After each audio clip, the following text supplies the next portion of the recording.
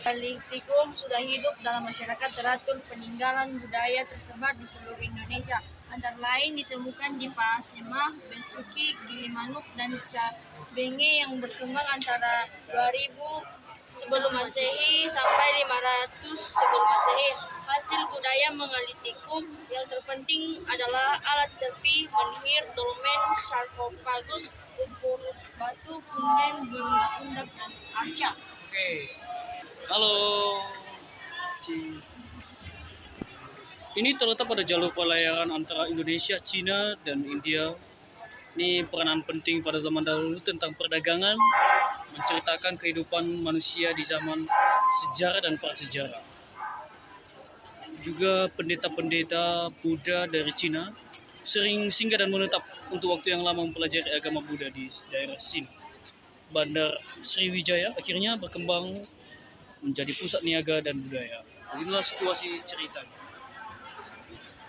Selamat siang.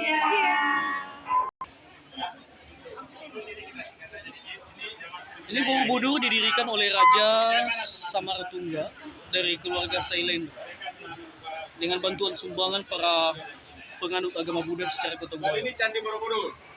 Ini Candi Borobudur dibangun 820 ini. Bendungan ini Kemudian setelah Raja Airlangga itu berhasil menyatukan wilayah kekuasaan kemakmuran rakyat ditingkatkan. penduduk sana untuk memelihara. Sebagai pengganti mereka dibebaskan pajak. Jadi sekarang Pak Jokowi bikin gubernur ya. Nah, gitu. Ini menggambarkan inilah perjalanan Indonesia sebelum merdeka ada suku biasa lain. Kalau ini sumpah pertama oleh Pak 1931. Jadi zaman kerajaan Majapahit wilayah Indonesia lebih luas.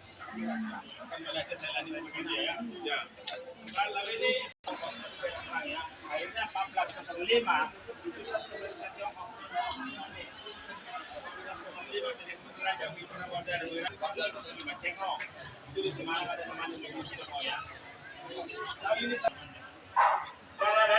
ada yang tahu, ada yang nggak tahu ya. Kenapa selalu berulang tahun Jakarta 22 Juni? Nah itu, pada saat itu 1520 tidak ada besar. Nah setelah mereka menerapkan monopoli terjadi penolakan itu di Makassar 1654 sampai 1668. Nah ini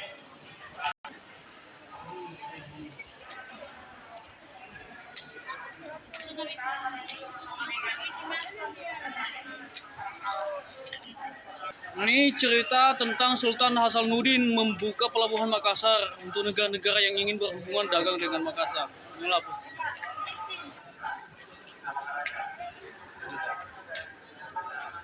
ini perlawanan Patimura pada tahun 1817. Di sini kita akan melihat perang Diponegoro pada tahun 1825 sampai 1830. Di sini kita akan melihat perang Imam Bonjol. Perang Imam Bonjol pada tahun 1821 sampai dengan 1837. Kita akan melihat perang Banjar yang terjadi pada tahun 1859 sampai dengan 1905. Ini adalah perang Banjar. Rakyat Banjar ini dipimpin oleh Pangeran Antasari untuk berhadapan dengan Outvacht Belanda. Kita akan melihat bagaimana perlawanan Aceh pada tahun 1873. Beginilah gambarannya sampai dengan 1904. Di mana Aceh di sini menolak tuntutan Belanda agar menghentikan hubungannya dengan negara-negara lain. Belanda segera mengirim ekspedisi yang dipimpin oleh Mayor Jenderal Koller. Di sini kita akan melihat perlawanan Singamangaraja pada tahun 1877 sampai dengan 1907. Kita akan melihat bagaimana juga pertempuran Jaga Raga pada tahun 1848 sampai dengan 1849. Ini situasi tanam paksa pada zaman penjajahan Belanda. Bagaimana rakyat Indonesia diperlakukan secara tidak manusiawi. Tanam paksa pada tahun 1830 sampai 1870.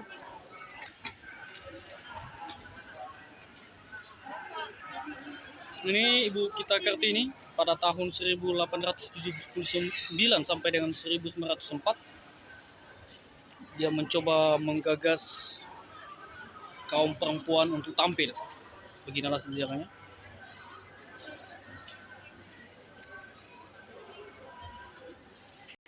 Inilah kebangkitan nasional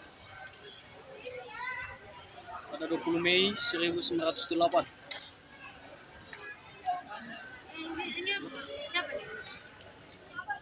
Kebangkitan Nasional pada tanggal 20 Mei 1908 saat nantinya berdirinya Budi Utomo. Itu adalah sebuah organisasi yang didirikan oleh Sutomo